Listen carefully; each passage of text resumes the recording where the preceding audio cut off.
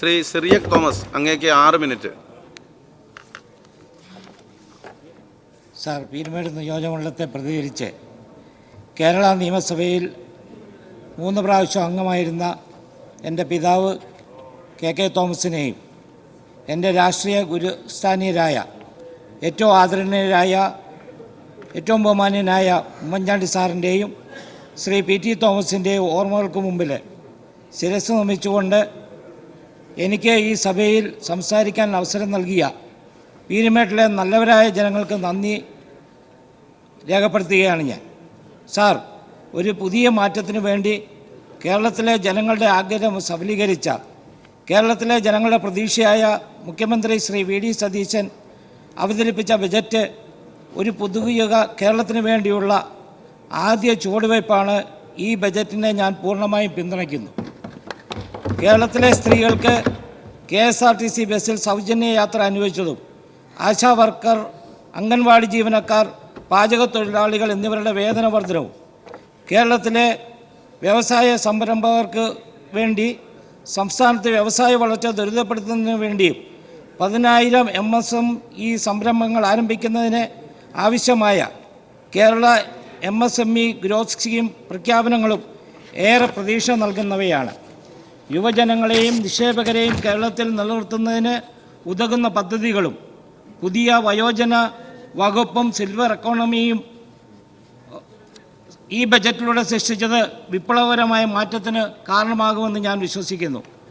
അപ്രതീക്ഷിതമായ ചികിത്സാ ചെലവുകൾ മൂലം വൻ സാമ്പത്തിക ബാധ്യത ഉണ്ടാക്കുന്ന കുടുംബങ്ങൾക്ക് കൈത്താങ്ങായി മുൻ മുഖ്യമന്ത്രി ഉമ്മൻചാണ്ടി സാറിൻ്റെ പേരിൽ സൗജന്യ ആരോഗ്യ ഇൻഷുറൻസ് പദ്ധതിയും മാരക രോഗങ്ങൾക്ക് അടിമപ്പെട്ടവരെയും അഗതികളെയും അശരണരായവരെയും സഹായിക്കാനായി പ്രഖ്യാപിച്ച വൺ കേരള കരുതൽ മിഷൻ പദ്ധതിയുമൊക്കെ സർക്കാരിൻ്റെ കരുതലിൻ്റെയും ചേർത്ത് പിടിക്കലിൻ്റെയും ഉദാഹരണങ്ങളാണ്. കഴിഞ്ഞ 10 വർഷമായി LDF സർക്കാരിൻ്റെ കാലത്ത് കേരള ജനതയെ ഏറെ ബുദ്ധിമുട്ടിച്ച സാമൂഹിക വിപത്തായിരുന്ന ലഹരി വസ്തുക്കളുടെ വ്യാപനവും ഉപയോഗവും അതിൻ്റെ ഭാഗമായി ലഹരി മാഫിയയുടെ അഴിഞ്ഞാട്ടവും കേരളത്തിൽ ക്രിമിനൽ കുറ്റകൃത്യങ്ങളുടെ ബാഹുല്യവുമൊക്കെ ഇന്നും നമ്മുടെ ഓർമ്മയിലുണ്ട്. ഒരു കുടുംബത്തിൻ്റെ പ്രതീക്ഷയായിരുന്ന മയക്കമരുന്നിന് അടിമകളുടെ ഇരയായ ഡോക്ടർ വന്ദന ദാസും സിദ്ധാർത്ഥനുമൊക്കെ കേരള മനസാക്ഷിക്ക് വേദനിക്കുന്ന ഓർമ്മകളായി ഇന്നും നിലനിൽക്കുന്നു. ഏറെ ആദരണീയനായ ആഭ്യന്തര വകുപ്പ് മന്ത്രി ശ്രീ രമേശ് ചെന്നിത്തലയുടെ നേതൃത്വത്തിൽ ലഹരി മാഫിയയുടെ വേരറുക്കുക എന്ന ലക്ഷ്യത്തോടെ ഒരു കൊടുങ്കാറ്റ് പോലെ കേരളത്തിൽ ആഞ്ഞടിക്കുന്ന ഓപ്പറേഷൻ തൂഫാൻ പദ്ധതി ഏറെ അഭിനന്ദനാർഹമാണ്.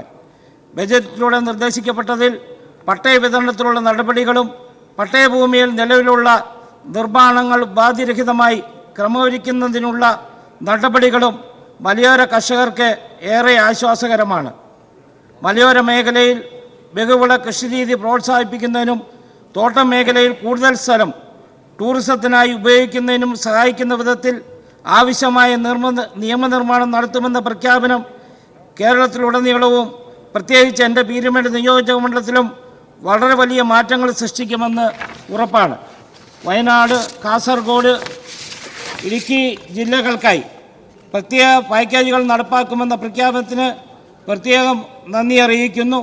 ഇടുക്കി പാക്കേജിന് കൂടുതൽ തുക വകയിരുത്തണമെന്നും ഞാൻ അഭ്യർത്ഥിക്കുകയാണ്.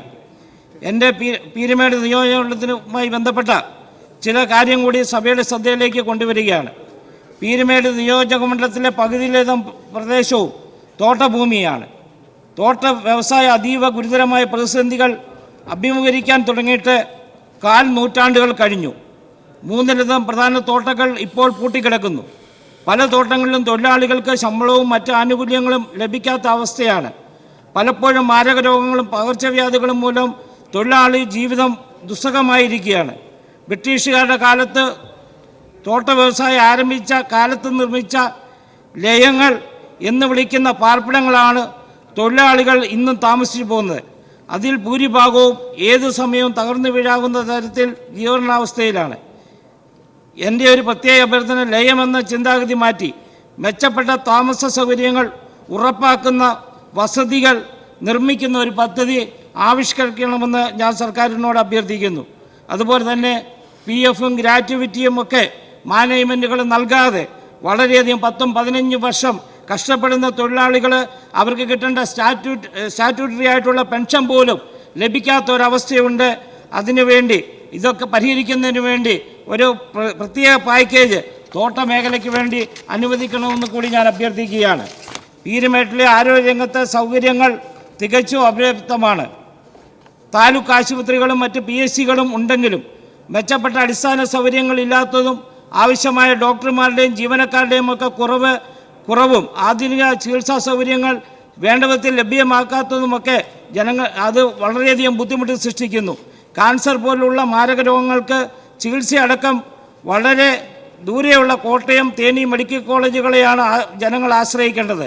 ഇത് പരിഹരിക്കുന്നതിന് ഒരു സൂപ്പർ സ്പെഷ്യാലിറ്റി ആശുപത്രി പീരുമേട് കേന്ദ്രീകരിച്ച് ആരംഭിക്കുന്നതിന് നടപടികൾ സ്വീകരിക്കണമെന്ന് ഞാൻ അഭ്യർത്ഥിക്കുകയാണ്.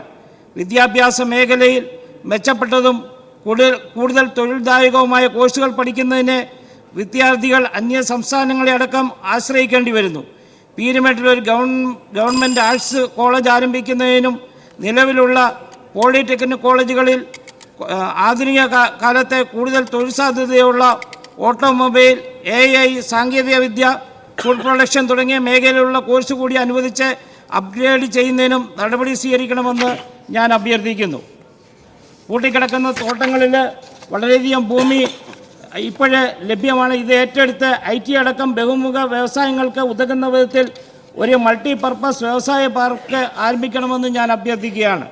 ടൂറിസം മേഖലയിൽ അന്താരാഷ്ട്ര ഭൂപടത്തിൽ ഇടം പിടിച്ചിട്ടുള്ള തേക്കടി, അതുപോലെ തന്നെ വാഗമൺ ടൂറിസ്റ്റ് കേന്ദ്രങ്ങളും പുതുതായി വളർന്നു വരുന്ന പരുന്തുംപാറ, പാഞ്ചാലിമേട് തുടങ്ങിയ ടൂറിസം ഡെസ്റ്റിനേഷനുകളും ഒക്കെ എൻ്റെ നിയോജകമണ്ഡലത്തിലാണ്. അടിസ്ഥാന സൗകര്യ വികസനം ഇവിടെ സാധ്യമാക്കണം. പ്രകൃതിരമണീയമായ വളരെയധികം പ്രദേശങ്ങൾ ഉൾക്കൊള്ളുന്ന എൻ്റെ മണ്ഡലത്തിലെ ടൂറിസം പദ്ധതികൾ തയ്യാറാക്കുമ്പോൾ മുന്തിയ പരിഗണന നൽകണമെന്നും ഞാൻ അഭ്യർത്ഥിക്കുന്നു. തേക്കടി കേന്ദ്രീകരിച്ച് ഒരു ടൂറിസം സർക്യൂട്ട് വിഭാവനം ചെയ്ത് നടപ്പാക്കണമെന്നും ആവശ്യപ്പെടുകയാണ്. മനുഷ്യ വന്യജീവി സംഘർഷത്തിൽ വർദ്ധിച്ചു വരുന്ന ഒരു പ്രദേശമാണ് എൻ്റെ നിയോജകമണ്ഡലം. 3 ജീവനുകളാണ് ഈ അടുത്ത കാലത്ത് തന്നെ പൊലിഞ്ഞു പോയത്. കടുവയും പുലിയും കാട്ടുപോത്തും കരടിയും ഒക്കെ മനുഷ്യൻ്റെ സ്വൈര്യവിഹാരം തടസ്സപ്പെടുത്തുകയാണ്. ഇതിനെല്ലാം ശാശ്വത പരിഹാരമായി പ്രതിരോധ മാർഗങ്ങൾ ഏർപ്പെടുത്തുന്നതിന് നടപടി ഉണ്ടാകണമെന്ന് ഞാൻ അഭ്യർത്ഥിക്കുന്നു. അതുപോലെ തന്നെ ആലടി പ്രദേശത്ത് പെരിയാറിന് കുറുകെ സഞ്ചരിക്കുന്നതിന് ഇപ്പോഴും സ്കൂൾ കുട്ടികളടക്കം ആശ്രയിക്കുന്നത് ചങ്ങാടമാണ്. ഇപ്പോൾ വെള്ളപ്പൊക്ക കാലത്തൊക്കെ വളരെയധികം ബുദ്ധിമുട്ട് ജനങ്ങൾക്കുണ്ടാകുന്നു. അവിടെ വാഹന ഗതാഗതം സാധിക്കുന്ന വിധത്തിൽ ഒരു പാലം പണിയുന്നതിന് ബജറ്റിലൂടെ പണം അനുവദിച്ചതിന് ഞാൻ ഈ ബഹുമാനപ്പെട്ട മുഖ്യമന്ത്രിയോട് നന്ദി അറിയിക്കുകയാണ്. അതിൻ്റെ പൂർത്തീകരണ നടപടികൾ ത്വരിതപ്പെടുത്തുമെന്ന് അഭ്യർത്ഥിക്കുകയാണ്. തോട്ടം തൊഴിലാളി ക്ഷേമത്തിനായി ഇപ്പോൾ നിലവിലുള്ള പ്ലാന്റേഷൻ റിലീഫ് ഫണ്ട് കമ്മിറ്റിക്ക് കൂടുതൽ തുകകൾ അനുവദിക്കണമെന്ന് ഞാൻ അഭ്യർത്ഥിക്കുന്നു. ഒരിക്കൽ കൂടി ഈ ബജറ്റ് നിർദ്ദേശങ്ങളെ പിന്തുണച്ചുകൊണ്ട് ഞാൻ എൻ്റെ വാക്കുകൾ നിർത്തുന്നു.